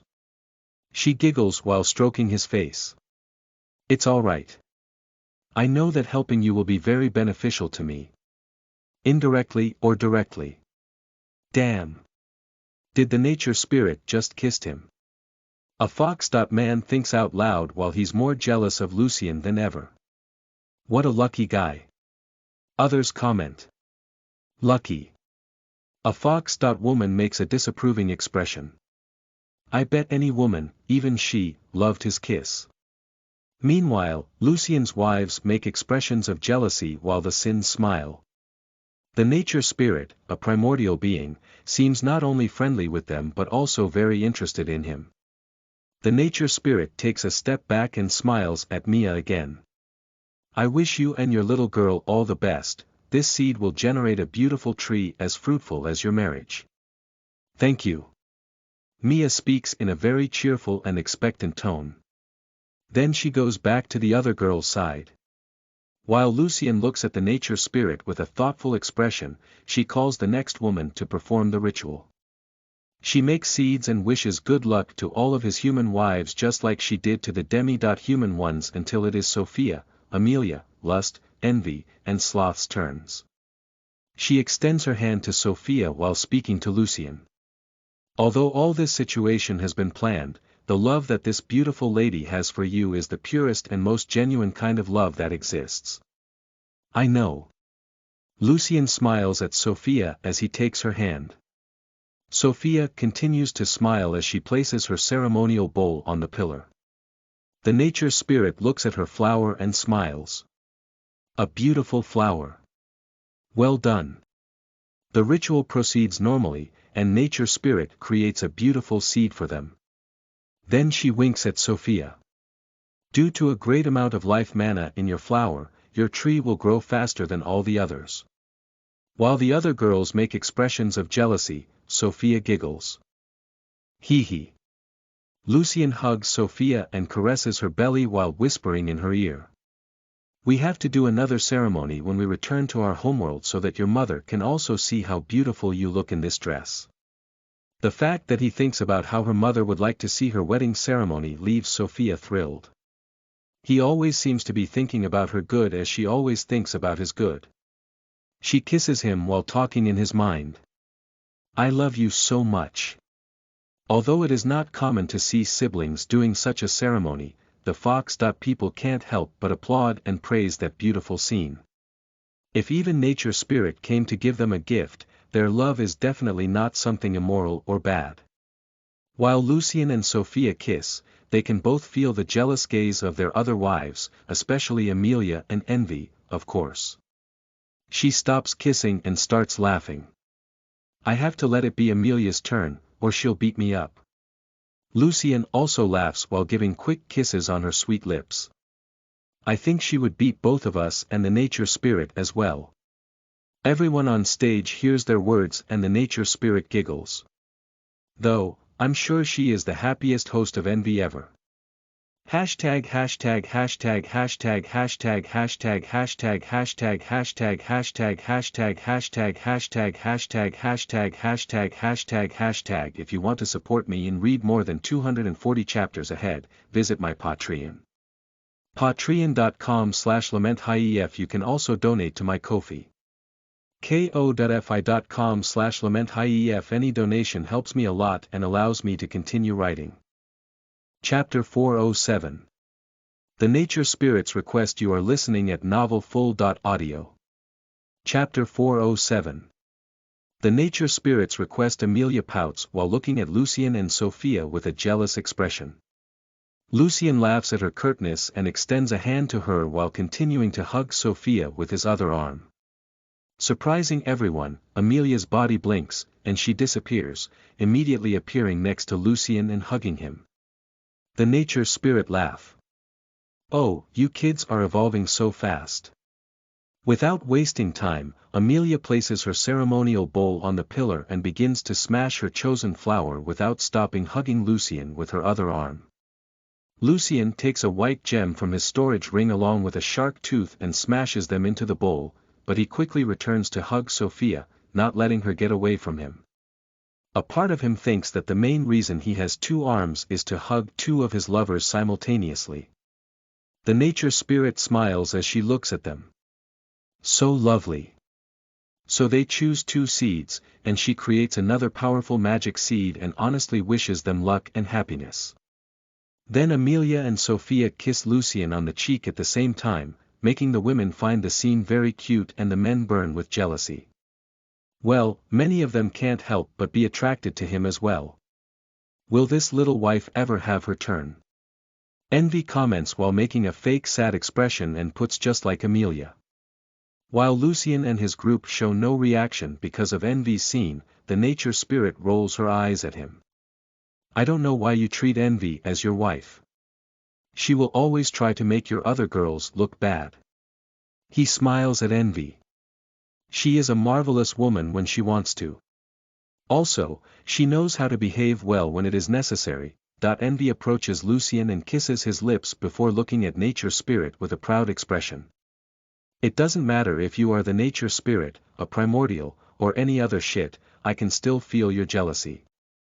Thanks, this is helping me to generate more demonic energy. The nature spirit stops smiling and is silent, making Envy, Lucien, and Pride smile. Lucien squeezes Envy's ass while talking in her mind. Don't scare her too much, we still need to find out what she really wants. While Sophia and Amelia return to the other girl's side, Envy places her ceremonial bowl on the pillar and begins to smash her flower as Lucien takes a grey gem from his storage ring. The nature spirit returns to smile while making a beautiful seed for them. Then she looks Envy in the eye. As Lucien, like you, I have nothing against this relationship. Yet, I really hope you know how to behave. Your childish actions now affect many more people than you can imagine. Envy takes Lucien's hand tightly. I would never hurt my family. Lucien smiles as he strokes Envy's waist. Although he still doesn't feel that she totally loves him, he knows that she already considers him and his family as her own family too. The nature spirit nods, and Envy kisses Lucien before returning to the girl's side. After that fight with the angels, the way she sees the girls has really changed. Now she wants to fight alongside them as well as with Amelia and Lucien. True loyalty is hard to find, and she appreciates the way they are doing things together. Lucien smiles at Sloth, and she materializes her body next to him to avoid walking a few feet. So, he kisses her lips passionately. I don't think anyone ever thought the 7 great demons would have such a ceremony, especially with the same man, a young boy. The nature spirit comments while smiling. Sloth enjoys Lucien's kiss for a few seconds before responding slowly. It doesn't matter if we are old or young, life is always unpredictable, yet, I am sure that anything that can strengthen our bonds will be very beneficial. Lucien takes Sloth's hand while also knowing that she doesn't genuinely love him, just like Envy. He understands that they are unique beings who have lived for thousands of years. Still, he is confident that he can really conquer their hearts with time and effort. That ceremony is an important step in their relationship because it makes it clear that they are willing to let him take up all the space within their hearts. The nature spirit looks at Sloth with a respectful expression. I agree with you, my friend. And I'm sure you will make your heart's wish come true. Those words and friendly look make Sloth somehow understand that the nature spirit knows about her desire to be a mother, and the fact that Lucien is holding her hand makes her feel the day she is going to fulfill that is not far off. Sloth smiles and performs the ritual just like the other girls. Lucien uses a green gem, similar to the ones he picked up for Galena and Galena, which she finds very beautiful. Then the nature spirit creates a powerful seed for them and delivers it to Sloth, who makes an impressed expression while holding the seed in her hand. What a powerful life energy. Sloth comments before looking at the nature spirit. Even though you're not here, but just a minimal part of your aura, you're still so powerful. You really are a primordial, right? She smiles. You will soon understand more about everything, but now is not the time to talk about it. I don't want to fill your mind with other things now and end up hindering your development. Why so much mystery? Is she helping that woman? Sloth is very curious about how the nature spirit is related to them, especially Lucian. Well, there is one more woman to do the ritual, right? I can't stay here much longer. The nature spirit comments and Lust approach Lucian. Although Lust doesn't try to stand out too much so as not to steal the attention from Lucian's other wives, especially the demi-human ones, her beauty still exceeds that of all the other women around him. Her body with perfectly balanced curves and proportions captivates straight men and women. Her beautiful blonde hair sways in the air, while even without any decoration is impressive. Her horns are delicate and charming, while her wings are magnificent and sexy. Her tail is too cute, especially as it wraps around Lucian's tail as she hugs him. Seeing Lucian and Lust together is something that seems to make total sense even to people who never saw them before. They seem to combine perfectly and are made for each other, although they have no physical similarities like he has with his sisters, especially Sophia. Everyone feels that they generate a magical aura when they embrace. A hot aura that makes everyone feel their carnal desires aroused. Whether women or men of any age, they feel pleasure just by seeing them together, and of course, they feel more and more desire to feel more pleasure. The nature spirit smiles at them. I wonder who of you deserves to be called the lust sin the most. No, you are both lust, stronger when together. After all, that is the purpose of the 7 searches for hosts, right? Alone you are. Just demons. She comments. Just make the seed, old woman. Lust smiles, but she doesn't like the enigmatic way that mysterious woman speaks. Lucian chuckles, and the nature spirit shakes her head while also laughing. So they do the ritual just like the other girls. Then the nature spirit gives the seed to Lust. You and Lucian have to do what is necessary to become stronger, but I don't think your leader agrees on how things are going here. I'm sure she'll be angry when she finds out that you and your sisters now have a husband. Before Lust can respond, Lucian makes a neutral expression. This is not your problem. She looks at him with a fake sad expression. Hey. You don't have to be hostile to me. I came here to help you. Lucian sighs. You really look friendly, but you must understand that I can't just trust a person so powerful to the point of making Pride silent. While Pride tries to make an upset expression at Lucian but ends up pouting without realizing it, the nature spirit laughs. Fair, really fair. You are right not to trust powerful people who come out of nowhere, saying they want to help you.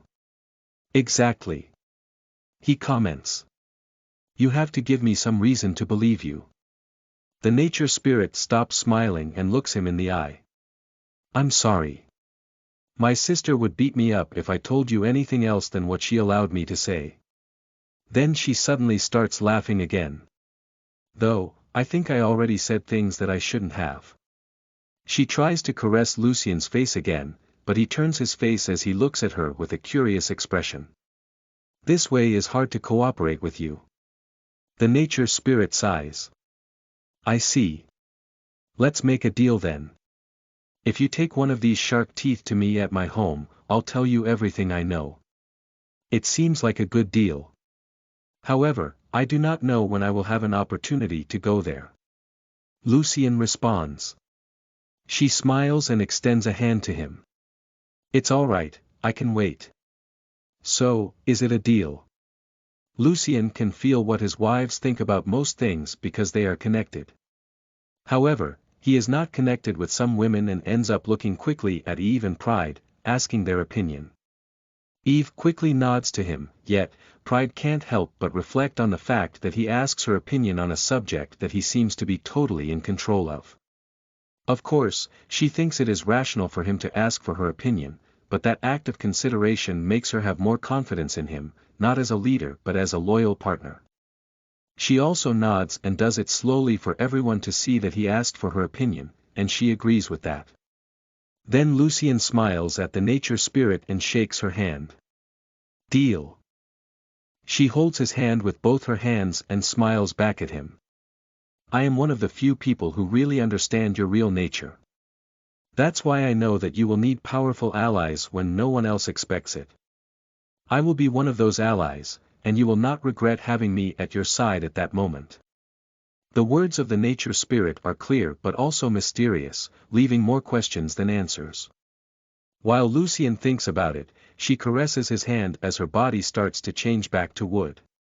She continues to smile at him with a genuine friendly expression, and he can even see affection in her eyes.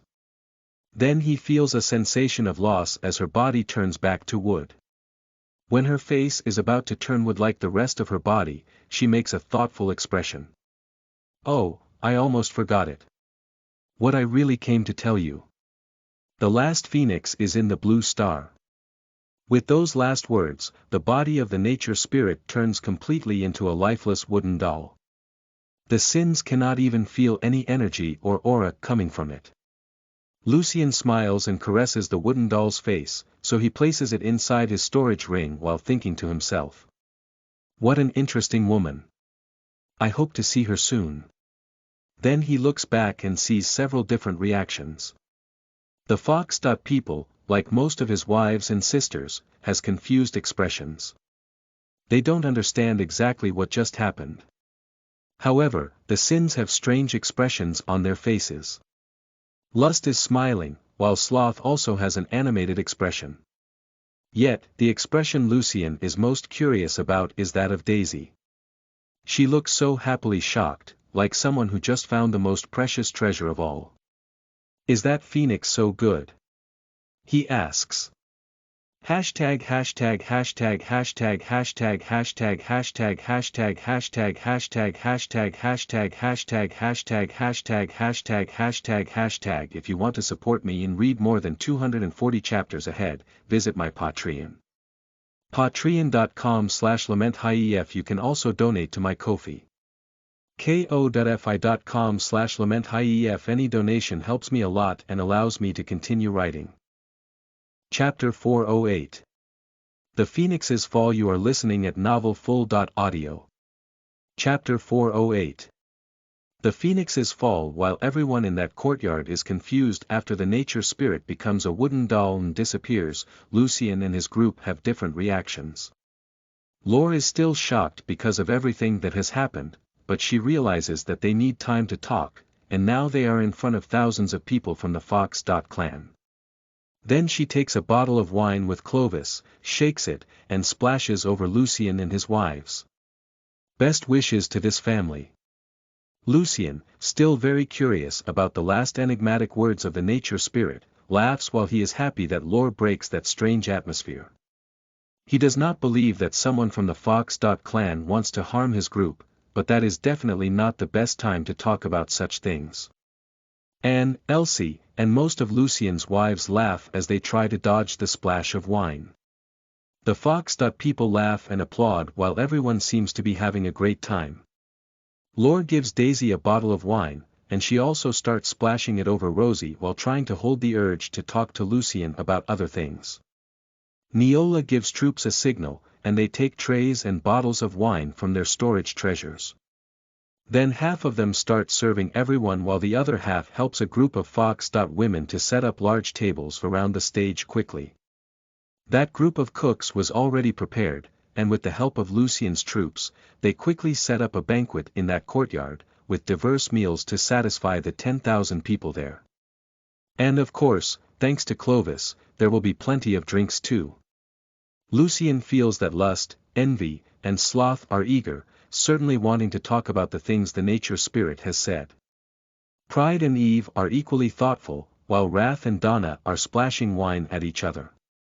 He also wants to focus on healing Daisy and Helena as soon as possible, but at that very moment, he knows he has an obligation as a husband. Most of his wives, especially the demi-human ones, are very happy and excited about the ceremony.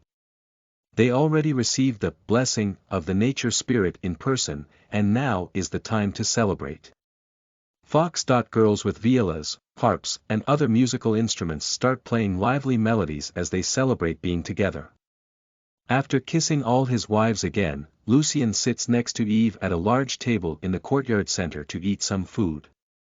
His body is almost entirely supplied by his demonic energies and life mana, but he still feels the need to eat food. Upon taking a piece of deer from Eve's plate, Lucien receives a smile from her, and Donna, sitting in front of them while devouring a lot of meat, laughs at them. Besides Donna, Helena eats just a little salad while looking at Lucien and Eve with a strange expression. "You guys are so weird." The other girls start to sit at that table too because it was specially prepared for them and has space for many people. Laure sighs as she drinks a glass of wine. "I knew that this one was going to be the most incredible ceremony of all, but I didn't expect to see the nature spirit. I still can't believe it. Nobody expected that." Sloth materializes her body in one of the chairs and comments. Lust materializes her body on Lucien's lap, getting jealous looks from his other wives and an upset look from Eve. But other people certainly expected that mysterious woman from Lucien's dream and even his mother. Lucien kisses Lust's neck as he comments. "Speculation is not going to help us now. I'm more interested in the last thing she said. The phoenix. I was also curious about that." Amelia comments as she also sits near Lucien while Sophia is talking to his other wives. Upon hearing about the phoenix, Daisy also sits at the table, right next to Helena. Lucien can see that she wants to talk about something since the nature spirit talked about that. Sloth makes a kind expression. "The phoenixes, the sun children. They are fantastic creatures. Majestic firebirds. They say they are literally raised from suns, but we don't know much about them." Lust compliments. Pride materializes her body and does an upset and arrogant expression as always. "They are freaks that should never have existed." Sloth shakes her head disapprovingly. "Don't mind Pride. She hates phoenixes for something that was not their fault." "What is it?" Lucien asks Pride. She quickly responds. "The gods used the phoenixes to become so powerful, and some of them are even immortal now. That was why Eileen was unable to kill them." "Do you mean that being deceived and slaughtered to the point of extinction means to help the gods?" Lust asks sarcastically. "They were fools, and it had consequences for everyone. If they hadn't existed or at least not trusted the gods, the universe could be at peace thanks to Eileen." Pride quickly responds. Lust laughs sarcastically. "You can't really believe that. Eileen's title was the Dragon Queen of War. Although she didn't attack our people, it wasn't because she wanted peace but because she was too busy fighting the gods." Despite not understanding a lot of ancient history, Lucien literally lived inside Eileen for a few moments and understood the great pride she had for her race. So, he also thinks that she would only accept peace as long as all other races accepted them as the leading race. Pride is about to respond to Lust as they seem to get more and more upset, so Lucien quickly turns Lust's face to him and kisses her lips. "What exactly happened to the phoenixes?" "It was the fire god." She continues. "Despite winning, he was badly injured after a battle with dragons. Then a phoenix saw that and was attracted to his high fire mana. Lust knows that she is not the best at telling stories, so she signals to Sloth, and she continues. That phoenix helped the fire god in a way. Well, that's similar to your methods. They had sex a few times and felt their fire energies getting stronger because of that. Methods that do not require resource assistance are the most powerful that exist. So that phoenix, as well as the fire god, saw great potential in their cooperation."